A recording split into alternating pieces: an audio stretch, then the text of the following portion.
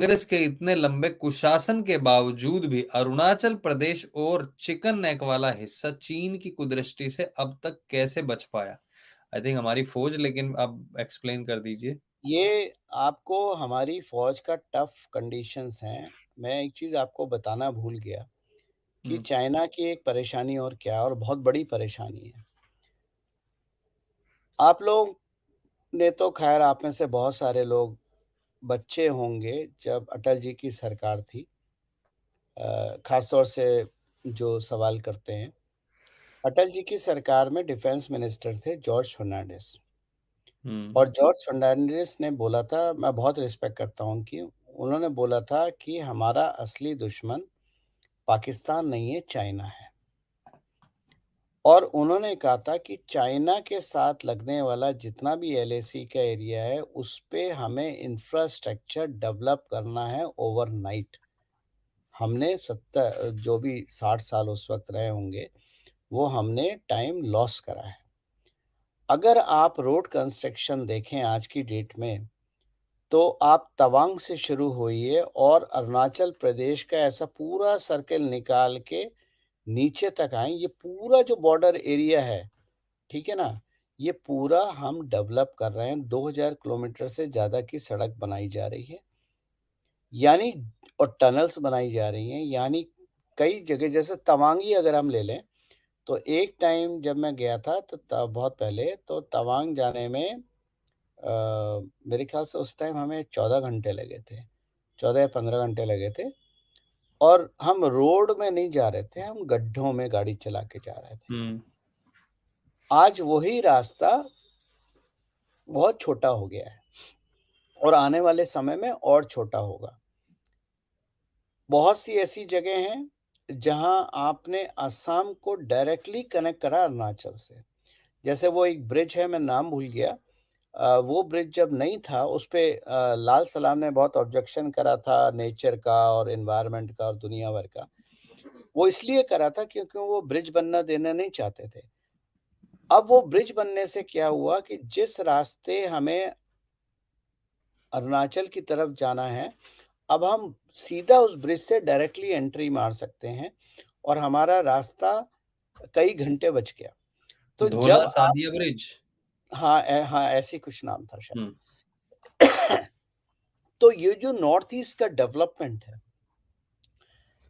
यहाँ क्या होगा? यहाँ 2 चीज़ें बहुत मुख्य होंगी, वैसे तो 3 है।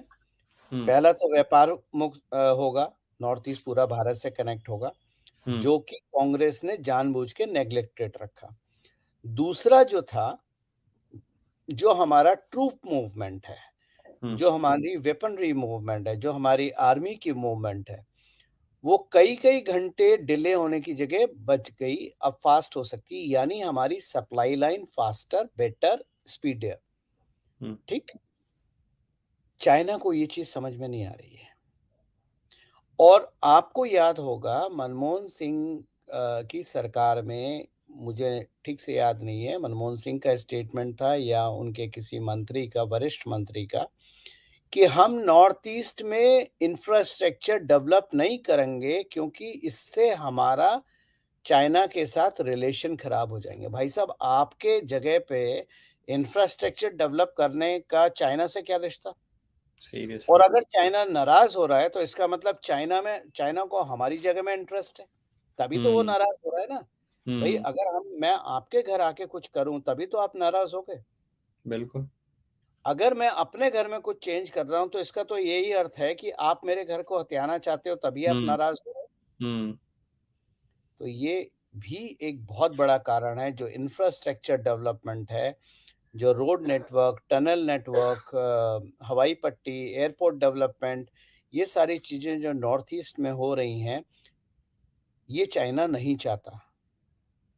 और इससे क्या होगा? इससे ठीक है, आर्मी, बिज़नेस इत्यादि तो एक चीज़ हो गई, ठीक है ना? वो वॉरफेयर का हो गया।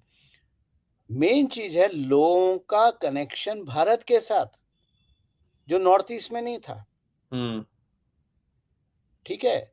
भारत के लोग नॉर्थ ईस्ट जाएँगे घूमने, नॉर्थ ईस्ट के लोग भारत आएँगे, एक इंटीग्रेशन होगा। जब वो होगा, तो जो चाइना अंदर से डेमोग्राफिक चेंज करके वो पूरे एरिया को काट के अपने साथ लेना चाह रही थी, वो प्लान तो फेल हो गया ना। हुँ, जिस तरह से गज़वा हिंद की हम बैंड बजा रहे हैं, हुँ, गज़वा हिंद 100-200 साल पीछे ऑलरेडी खिसक चुका है, वैसे ये होगा और उसी लेवल पे हम कन्वर्जन को भी हिट कर रहे हैं। हुँ, तो उनके हथियार से उन्हीं को मारा जा रहा है, लेकिन अब हर चीज़ में लोगों को लगता है गोली चला दो, बम फेंक दो, ब्रह्मोस फेंक दो, हमने रखे काहे के लिए हैं? हुँ। उनकी सोच है। वो भड़काने का काम करते हैं, वो तो वही बात हो गई है। बट यही है कि ये जो प्रदेश हैं, ये इसलिए नहीं ले पाए क्योंकि हमारी जो सेना है, वो सशक्त है, वो इनकी तरह चाइना की तरह किराए टाइप की सेना नहीं है और उन्होंने अब मजबूती से वहाँ पे खड़ी रही है, कुल मिला के। आज़ादी के टाइम पे भारत को जोड़ने का पूर्ण रूप से श्रेय, भारत को भारत बनाने का श्रेय श्री सरदार पटेल को जाता है। और आज़ादी के बाद भारत को पूर्ण रूप से सुरक्षित और जुड़ा हुआ रखने का श्रेय Indian military, army, navy, air force को जाता है। और केवल हुँ, इनको नहीं जाता, बीएसएफ को जाता है जो कि फ्रंट लाइन बॉर्डर पे होती है। हुँ, आईटीबीपी को जाता है, सीआरपीएफ को जाता है, एसएसबी को जाता है, बहुत सारी एजेंसीज़ हैं। हुँ, और इन सब के बाद सबसे बड़ा श्रेय उन छिपे हुए या अननोन फेसेस को जाता है, जो हमारे इंटेलिजेंस में काम करते हैं, हुँ, जिनकी जिनकी इन्फॉर्मेशन के बिना सारी आर्मी, एयर फोर्स इत्यादि बेकार हैं।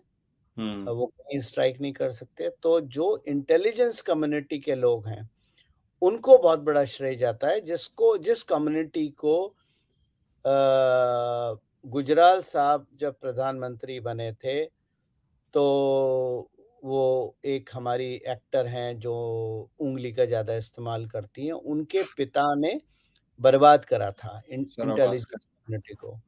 और हुँ, कुछ 200-300 एसेट हमारे वेस्टर्न बॉर्डर की तरफ, वेस्टर्न नेबर के साथ खत्म हो गए थे, बूचर करा हुँ, गया था उन्हें, जिसकी वजह से 26/11 हुआ, जिसकी वजह से और बहुत सारे अटैक हुए क्योंकि हमारा इंटेलिजेंस नेटवर्क था ही नहीं वहाँ पर। वो अब हुँ, फिर रिवाइव करा जा रहा है। Right, right, right. तो ये